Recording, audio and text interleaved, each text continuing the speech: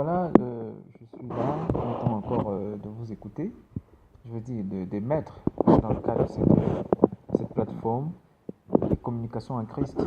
Et ce matin en particulier, je voudrais comme ça profiter de l'opportunité pour vous saluer et vous adresser les vœux les meilleurs, renouvelés en Christ pour l'année 2018. Je voudrais vous dire simplement que le Seigneur vous aime et que nous sommes dans une phase de notre destinée où nous sommes sur le point d'expérimenter des choses glorieuses que le Père a réservées pour nous par avance.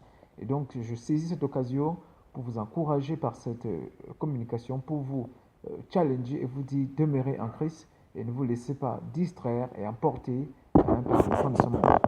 Voilà, comme je vous l'ai dit, cette vidéo, je veux dire cette communication, je le fais simplement parce que je voudrais vous apporter une parole qui va vous permettre de demeurer en Christ, parce que la plupart d'entre hommes et femmes, et en particulier, n'est-ce pas, les saints, sont sortis de la simplicité de la parole de foi en Christ. Mesdames, Messieurs, nous sommes dans l'âge des actualités, des réalités qui avaient été prédites et qui avons été amenées à leur point le plus parfait par l'œuvre de la croix.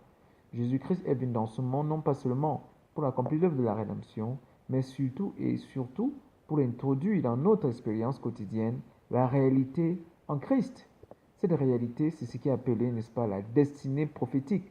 Ce que Dieu avait destiné, que vous et moi devions faire comme expérience de vie, c'est tout ce que Christ est, c'est tout ce que Christ a, et c'est tout ce que Christ, n'est-ce pas, peut faire ou est en train de faire aujourd'hui, en ce moment, sur cette terre. Oui, Christ est venu dans ce monde il y a plus de 2018 ans, jour pour jour. Il est venu, n'est-ce pas, il est né sous la loi pour accomplir tous les gens de la loi afin que tous ceux qui, toute leur vie, étaient sous la peur, étaient sous la crainte à cause, n'est-ce pas, de la loi, à cause de la condamnation, et que dans sa mort, ils puissent, n'est-ce pas, être libérés de toute condamnation et de toute chose qui les empêchait à marcher dans le plan originel. Donc Jésus est venu pour abolir, n'est-ce pas, il est né sous la loi pour abolir la loi dans ses effets et pour introduire dans notre cosmos, dans notre réalité expérimentale, une autre vie, la sienne. Oui, la gloire de Dieu nous a été donnée, nous a été dotée par le revêtement en Jésus-Christ. Nous avons été baptisés en sa mort, nous avons été introduits à la tombe avec lui, nous avons été ressuscités ensemble avec lui et par les énergies, les puissances de l'évangile, le Père nous a élevés à la position la plus haute, celle que le Fils occupe en ce moment. Mesdames, Messieurs, la position que Christ occupe en ce moment dans le lieu céleste, assis sur le trône, c'est la position que les saints, que les hommes qui sont encore dans la religion doivent être déjà en train d'expérimenter au jour d'aujourd'hui. Mais nous disons, et c'est ça le but, ceux qui ont accepté Jésus, qui sont identifiés et qui continuent à s'identifier à la révélation achevée de ce que Christ est dans la révélation de l'apôtre Paul, sont déjà en train de jouer de toutes les exigences, je veux dire tous les bénéfices de la position en Christ. La position en Christ est spirituelle et elle est naturelle. Donc ce que vous entendez et que vous lisez dans le Nouveau Testament, dans les épîtres de Paul en particulier, c'est votre expérience. Donc, à moins que vous ne décidiez de perdre la religion pour embrasser la véritable foi qui est révélée dans l'évangile de l'apôtre Paul, vous allez passer l'éternité de votre vie à marcher dans l'erreur destinée. Parce que ce que Dieu vous a destiné est révélé dans l'évangile. Et donc ce matin, je voudrais encore vous encourager, vous exhorter à demeurer, vous qui avez déjà revêtu Christ, à continuer à vous renouveler en lui. Parce que vous n'avez pas une autre source. Vous n'êtes pas ailleurs. Et vous n'irez pas ailleurs que si ce n'est de demeurer en Christ. Vous êtes déjà en Christ. Vous devez donc marcher dans cette conscience et l'évangile nous a été donné pour ce faire. Vous amener à demeurer en Christ. Mesdames, Messieurs, vous êtes honorés, vous êtes bénis si vous continuez à demeurer en Christ parce que vous êtes déjà bénis. Et la seule manière pour nous de sortir de cette bénédiction, je veux dire de l'expérience, de la joie, la paix, la justice, comme Paul l'explique dans Romains, il dit que le royaume de Dieu a pour évidence la joie, la paix et la justice, c'est-à-dire le témoignage. Pour ceux qui sont dans la zone en Christ, pour ceux qui ont revêtu la pensée de Christ, ayant revêtu Christ, ils sont dans l'expérience de la véritable joie, la véritable paix et la véritable justice que produit le témoin de l'évangile dans leur cœur, par le ministère de Christ au moyen du Saint-Esprit. Mesdames, Messieurs, Christ administre au monde maintenant sa paix sa joie est le témoin de ce qu'il a fait, c'est-à-dire de la justice. Il nous a rendu juste que lui, par son évangile.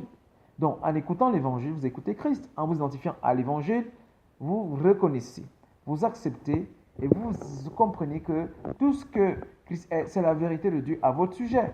Donc, mesdames, messieurs, vous êtes bénis si vous avez été atteints par ce message. Je voudrais simplement vous encourager encore ce après-midi, ce dimanche, vous dire, demeurez en Christ car vous avez été placé en Christ par le Seigneur, vous avez reçu Christ qui demeure en vous. Et je voudrais simplement vous dire, peu importe ce que vous traversez, peu importe ce que vous voyez, vous devez visualiser, vous devez continuer comment on dit, à honorer le Christ en vous et à garder vos pensées scellées dans la conscience qu'il est votre vie et que votre vie n'a plus rien à voir avec Adam.